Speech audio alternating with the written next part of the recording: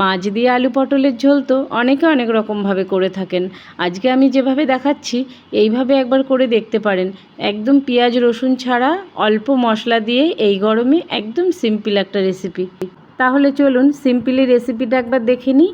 কাকলির cooking and blog চ্যানেলে আপনাদের সবাইকে স্বাগত জানাচ্ছি। ভিডিওটি প্রথম থেকে শেষ অবধি দেখার অনুরোধ রইল। আর ভালো লাগলে অবশ্যই একটা লাইক করে যাবেন, আর কমেন্ট করতে ভুলবেন না যেন। তো দেখুন, আমি এখানে 300 গ্রাম মতো পটল নিয়ে নিয়েছি। পটলগুলো একটু একটু খোসা রেখে আমি বটির সাহায্যে ছাড়িয়ে নিয়েছি। একটু করে খোসা রাখলে কি হয়, পটলটা একদম গলে যায় না, আর পটলের গন্ধ স্বাদটা আর একটু বেড়ে যায়। তো আমি এইভাবে পটলগুলো কেটে নিয়ে কিছুক্ষণ নুন হলুদ মাখিয়ে রেখে দিয়েছিলাম। আর এদিকে আমি একটা রুই মাছ কিছুটা নিয়েছি, সবটা নিয়ে নিই। তো আপনারা এখানে যে কোনো মাছ ইউজ করতে পারেন, রুই, কাতলা, মৃগেল, যে যেটা পছন্দ করেন। তো মাছটা আমি নুন হলুদ মাখিয়ে ভালো করে, আর তো কড়াইতে তেল গরম করে মাছটা এপিট ওপিট করে ভেজে নিয়েছি। খুব বেশি ভাজিনি, মোটামুটি যতটা ভাজার প্রয়োজন ততটা ভেজে নিয়েছি।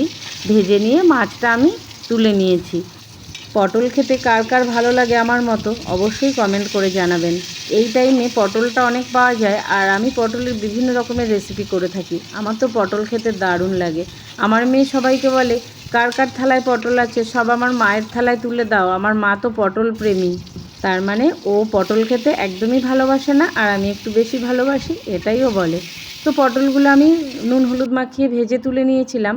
আর একটি মিক্সির জারে কয়েক কুচি আদা, কয়েকটি কাঁচা লঙ্কা আর একটা বড় সাইজের টমেটো দিয়ে আমি ভালো করে একটা পেস্ট তৈরি করে নিয়েছিলাম। আর তেলের উপরে জিরে আর তেজপাতা দিয়ে ওই পেস্টের কিছুটা আমি ওর মধ্যে দিয়ে দিয়েছিলাম। আর পরিমাণ মতো নুন, হলুদ আর কালারের জন্য 1 চামচ রেড চিলি পাউডার দিয়েছিলাম। যেহেতু মশলাটা কম, আর কালারটা যদি না হয় তাহলে তো ছেলে মেয়ে পাতেই নেবে না। তো এইভাবে আমি মশলাটা ভালো করে কষে নিয়েছিলাম যতক্ষণ না মশলার গাত থেকে তেলটা ছাড়ে। তারপরে ওই যে ভেজে রাখা আলু আর পটলের টুকরোগুলো আমি ওর মধ্যে দিয়ে একটু নেড়েচেড়ে পরিমাণ মতো গরম জল দিয়ে ঢেকে দিয়েছিলাম। আর তারপরে কিছুক্ষণ ফুটে ওঠার পরে আমি ওপর থেকে ভেজে রাখা মাছগুলো দিয়ে দিয়েছিলাম। আর মাছগুলো দেওয়ার পরে আরও কিছুক্ষণ ঢেকে রেখেছিলাম। রান্নাটা আমার এইভাবে হয়ে গেছিলো। তারপরে ওই যে মশলা তো একদমই দেওয়া হয়নি, শুধু একটু আদা আর টমেটোর পেস্ট। তাই জন্য আমার একটা ভেজে রাখা মশলা থাকে, ধনে জিরে গোলমরিচের একটা রোস্ট থাকে, আমি ওর থেকে 1 চামচ দিয়ে দিয়েছি। দেখুন কালারটা কত সুন্দর এসছে, আর এত হালকা পাতলা হয়েছিল, আর খেতেও খুব সুন্দর হয়েছিল। তো দুপুরবেলা আমি ওদের খাবারটা রেডি করে দিলাম। উচ্ছে আলু ভাজা ছিল, সঙ্গে ছিল আম ডাল। নীলের পুজো না হলে তো আম খেতে নেই, তাই কদিন আম খাওয়া হয়নি, তাই আজকে একটু ডালের মধ্যে আম দিয়েছি। আর উচ্ছে ভাজা ছিল, আর ইলিশ মাছের একটা রেসিপি ছিল। তো ওই দিয়েই দুপুরের লাঞ্চটা সবাই মিলে করে নিলাম। ছেলে মেয়ে তো তরকারি খেয়ে দারুণ হয়েছে বলল। আর ঘরে পাতানো একটু দই ছিল, ওটাও সার্ভ করে দিলাম।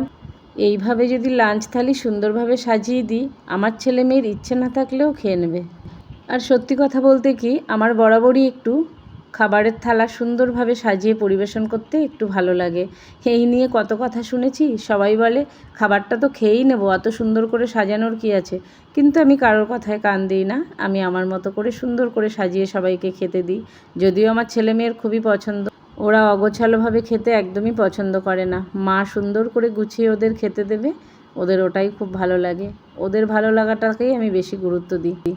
তাহলে বন্ধুরা, আমার আজকের রান্নার রেসিপিগুলো কেমন ছিল অবশ্যই কমেন্ট করে জানাবেন। একদম হালকা ফুলকা এই গরমে দারুণ টেস্টি, খেতেও খুব ভালো হয়েছিল। তো ব্লগটি আজ আমার এই পর্যন্তই ছিল। আরও একটি নতুন ব্লগ নিয়ে খুব তাড়াতাড়ি আসছি। ততক্ষণ সুস্থ থাকবেন, ভালো থাকবেন। আর হ্যাঁ, পাশে থাকতে যেন ভুলবেন না। আপনারা পাশে না থাকলে তো আমি এগোতেই পারবো না।